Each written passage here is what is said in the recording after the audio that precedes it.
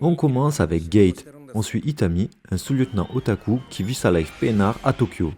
Un portail apparaît et il en sort des monstres, des soldats, des dragons. Mais on voit qu'ils ont une dégaine du Moyen-Âge. Et que là ils sont à Tokyo, dans l'époque moderne.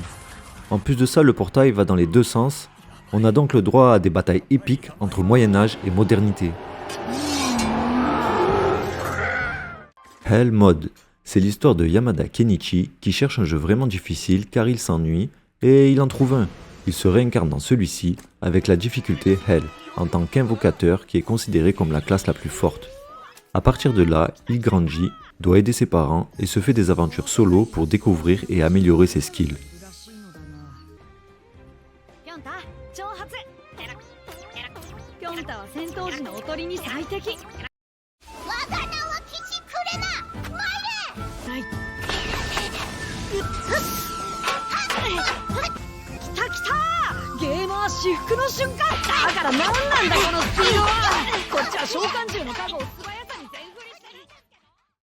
J'ai été réincarné en tant que 7e prince. Un sorcier pas très compétent se fait tuer lors d'un duel et se réincarne dans une famille royale en tant que Lloyd. Passionné de magie, bébé, il fait déjà sauter sa chambre. Tout au long de l'histoire, il va tout faire pour découvrir et apprendre de nouveaux sorts malgré son devoir et ses obligations en tant que prince.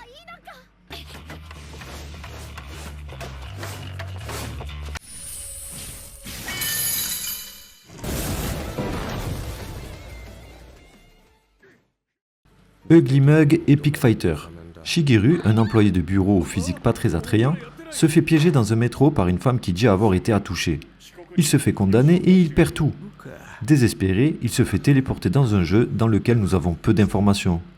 Il a choisi de mettre un physique pourri à son personnage, mais ce physique hideux lui a aussi conféré de certains avantages.